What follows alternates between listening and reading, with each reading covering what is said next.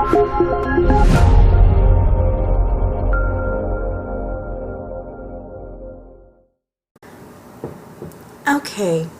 I'm going to do a quick tutorial on how I extend the background and what I do. I do it differently for different pictures. Sometimes I stretch it, sometimes I paint it in, sometimes I use content aware.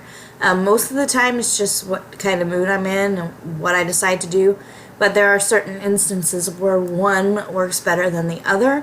So I'm going to try to pick a few pictures here and take them into Photoshop and do each one. These I have already made the raw adjustments to. Whenever I do indoor photos with the paper, I will typically do all my editing in Lightroom and then just take them into Photoshop just to extend the background. Like these, whatever I did in Photoshop. The only thing I did in Photoshop was extend the background, do a little fade around the edges just to brighten it up a little, and did skin smoothing, and that's about it. So I'm going to go through here and pick a couple of pictures.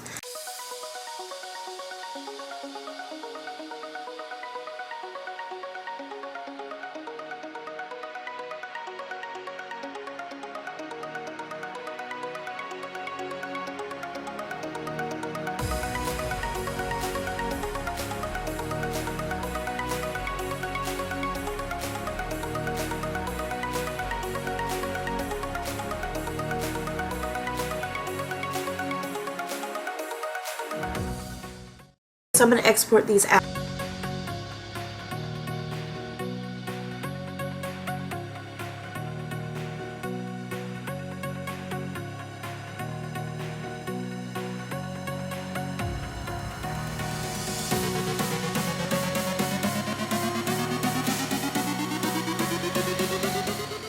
So now we're in Photoshop, and this I'll pretty much go through how I batch edit. Once I get it in Photoshop, I'm going to go through each and every photo, and I always crop it to 5:7.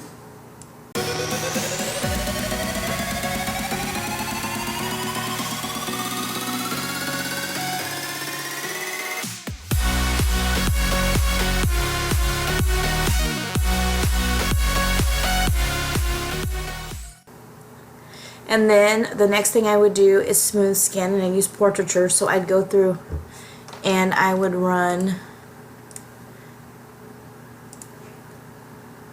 portraiture on every picture.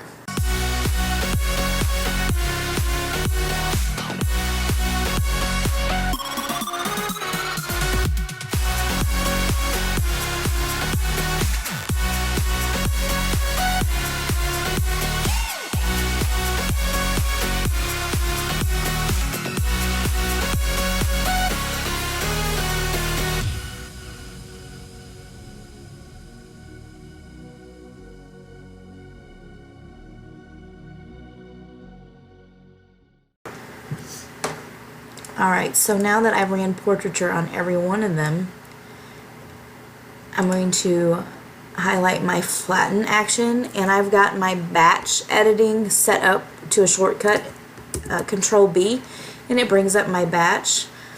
It brings up, since I already highlighted it, it's going to bring it up here. It's in my action set, and it's to flatten, and I'm going to have it run on all open files, so click OK, and I'll go through and I'll flatten every one of them. Okay.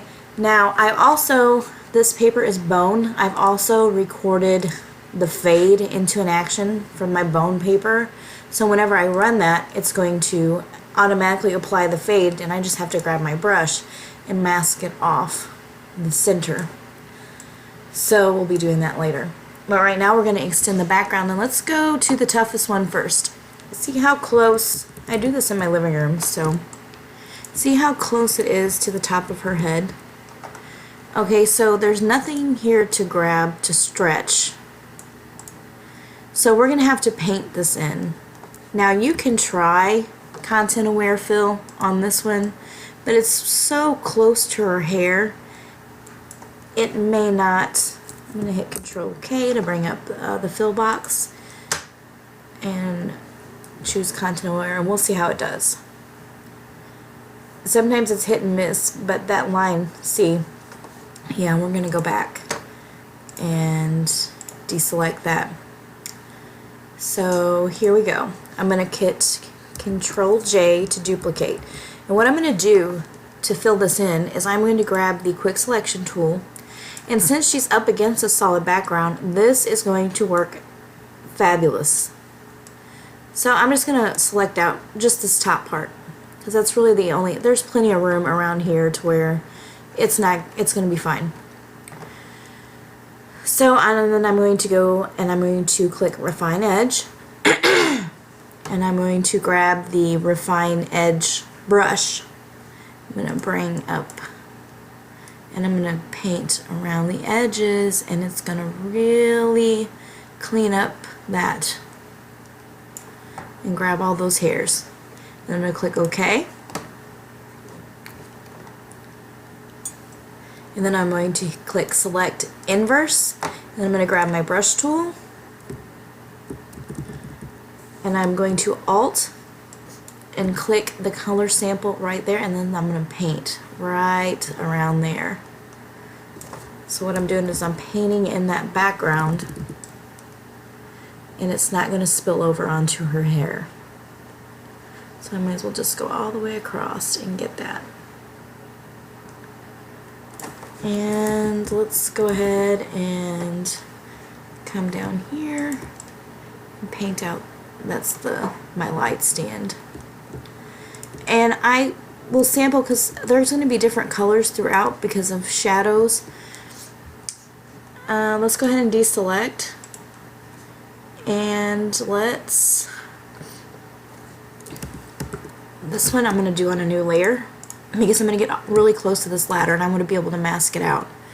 So let's go ahead and sample again up here and paint this, and see, I'm going to get really close to the ladder, so it's going to spill over onto the ladder a little bit, but it's not a big deal.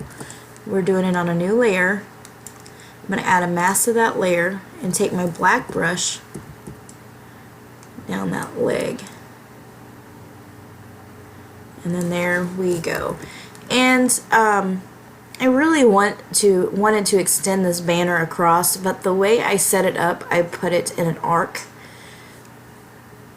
and in hindsight I wish I would have made it more straight, because if I would try to select that and duplicate it and then Control T and flip it and to bring it over here, it's going to make it way too circular. So the next time I do this setup, I'm going to make sure I make your banner straighter.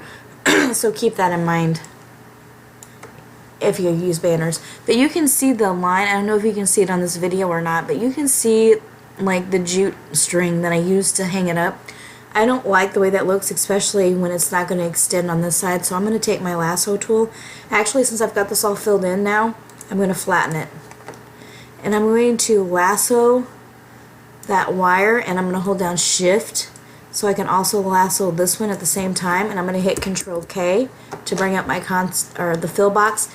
Make sure this drop down menu, you can fill it with black, gray, white, foreground color, background color, whatever you want. But just make sure content aware is in the selection right here, and then click OK. And for this, it's going to work really well. And there, it erases those lines for me. So there we go. We have that one done.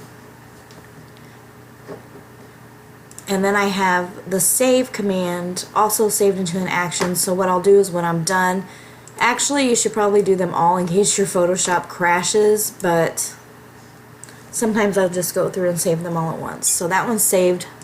You can X that one out. This one is an easy one. There's no banner. There's nothing to be in danger to stretch out. So we can grab our marquee tool. Let's hit Control J to duplicate our background layer. And with the rectangular marquee, I'm going to select all the way up as close to her as I can get without grabbing her little toes. And I'm going to hit Control T. And we're just going to stretch that background, and nope. What was that?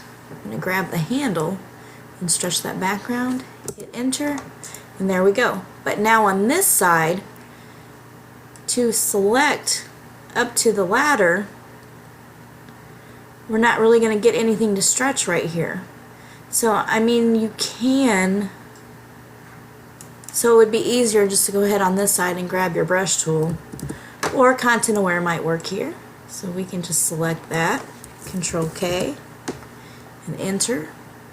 And content aware might really kick ass on this one. Pretty much did. It grabbed a little bit right here, but let's just grab our brush tool, Alt select that, and do that. And I forgot to put the fade on the other one, so I'm going to leave this one open. So there, the background is stretched on that one. And over here we have a little bit we can grab onto above her hair here. Let's see, let's duplicate our background layer, select it down as far as we can without grabbing our hairs. See, that doesn't give you very much background to stretch, but you can stretch it a little bit just to get it up off her hair, so that way you don't have to go through making the selection. Grab your brush tool, Alt and click that color and just paint that in. And then let's see, we can go ahead and see what we can do here. So that's still going to grab that. So let's try Control K, content aware, and we'll see how that works.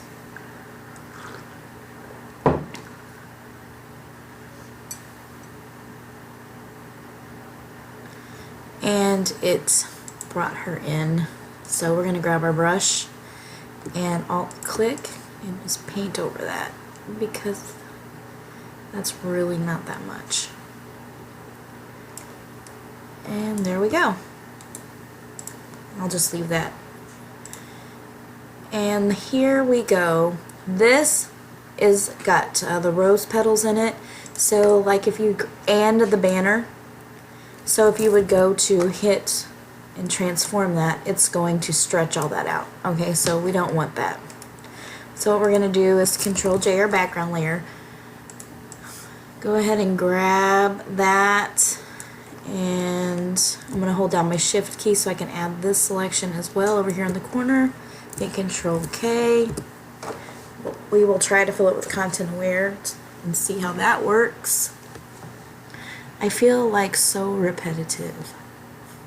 And that did a great job. It did duplicate the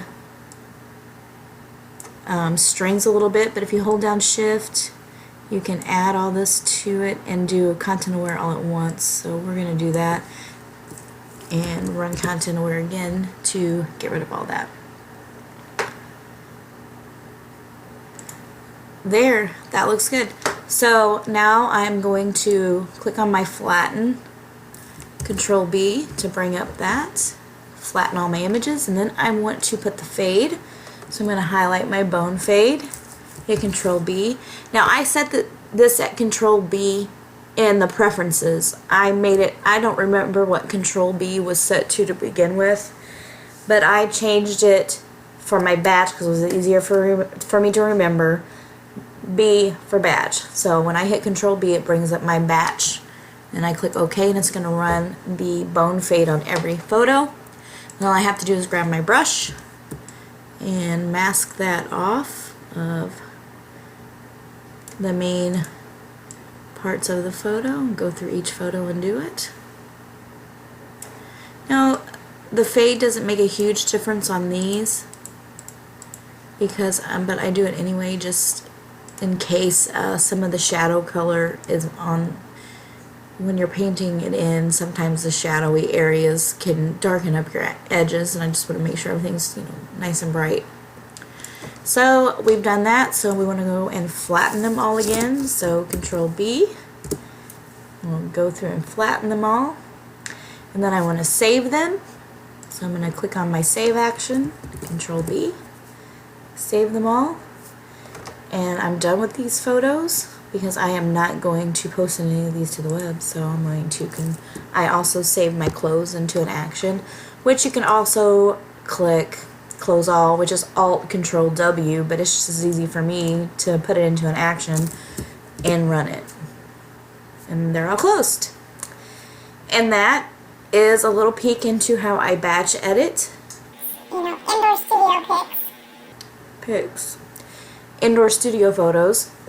And how the different techniques I use to stretch out the background. So thanks for watching. Thanks again for watching. And to keep up to date on more videos, make sure you subscribe and have a great day.